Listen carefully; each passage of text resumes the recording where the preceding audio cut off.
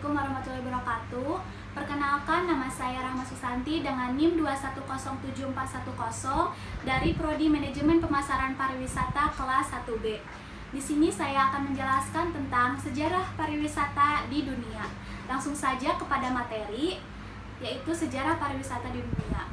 Sebelum kita mengetahui sejarahnya, alangkah baiknya kita mengetahui dulu apa itu arti dari pariwisata. Pariwisata ini terdiri dari dua kata, yang pertama adalah pari dan yang kedua adalah wisata.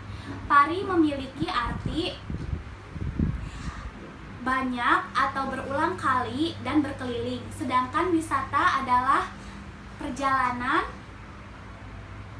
dengan tujuan rekreasi yang dilakukan secara berulang kali dan berulang kali. Jadi pariwisata adalah perjalanan dengan tujuan rekreasi yang dilakukan secara berulang kali dan berkeliling. Menurut beberapa ahli, pariwisata telah dimulai sejak peradaban manusia itu sendiri, dengan ditandai oleh adanya pergerakan pendudukan yang melakukan ziarah dan perjalanan agama lainnya. Sejarah perkembangan pariwisata di dunia secara umum dibagi menjadi 3 fase. Yang pertama itu pada fase zaman prasejarah atau prehistori, yang kedua pada zaman sejarah, dan yang ketiga pada zaman pasca sejarah atau posthistori. Yang pertama pada zaman prasejarah, yaitu sebelum tahun 1920. Pada tahun ini di dalam catatan sejarah pariwisata dunia ternyata orang primitiflah yang pertama kali melakukan aktivitas wisata. Peristiwa ini dimulai pada 400 tahun sebelum Masehi. Banyaknya penelitian arkeologis membuktikan bahwa manusia primitif ini sudah lebih jauh melakukan perjalanan mengarungi dunia. Pada tahun 2000 sebelum Masehi di India dan Mesopotamia, yaitu perjalanan perdagangan sudah ada sejak awal peradaban. Perdagangan terjadi antara peradaban Sumeria dan lembah Indus. Pusat perdagangan ini adalah pelabuhan Lothal.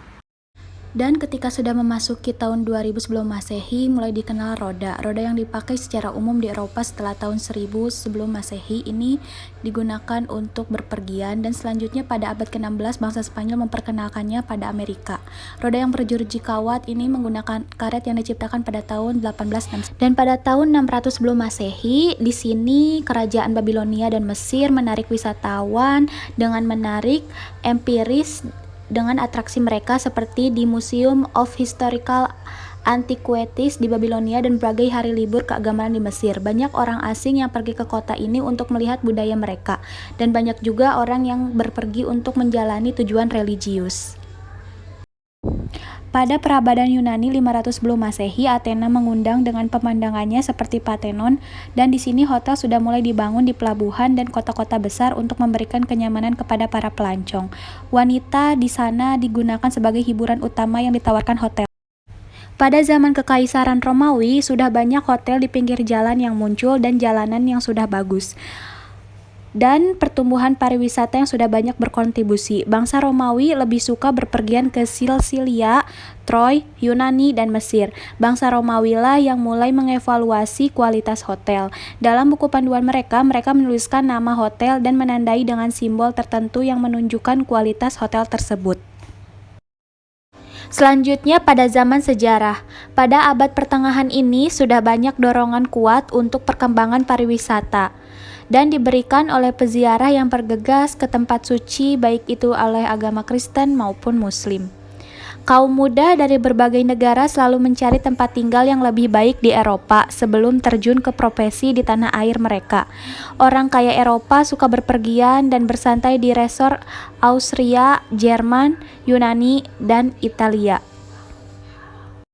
Selanjutnya ada pariwisata di dunia modern. Yang dimaksud dengan dunia modern adalah sesudah tahun 1919, di mana hal ini ditandai dengan pemakaian angkutan mobil untuk kepentingan perjalanan pribadi sesudah Perang Dunia ke-1, yaitu pada tahun 1914 sampai 1918. Pada Perang Dunia I ini memberi pengalaman kepada orang untuk mengenal negara lain sehingga membangkitkan minat berwisata ke negara lain. Sehingga dengan adanya kesempatan berwisata ke negara lain, maka pariwisata akan semakin berkembang hingga tingkat internasional dan menjadi salah satu alat untuk mencapai perdamaian dunia.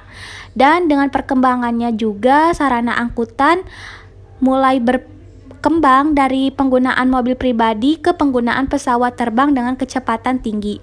Pada tahun 1914, perusahaan kereta api di Inggris mengalami keruntuhan dalam keuangan sehingga diambillah kebijaksanaan sebagai berikut.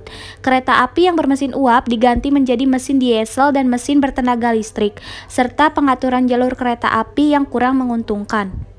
Pada masa ini pula timbul sarana angkutan berteknologi tinggi seperti mobil dan pesawat terbang sebagai sarana transportasi wisata yang lebih nyaman serta lebih cepat.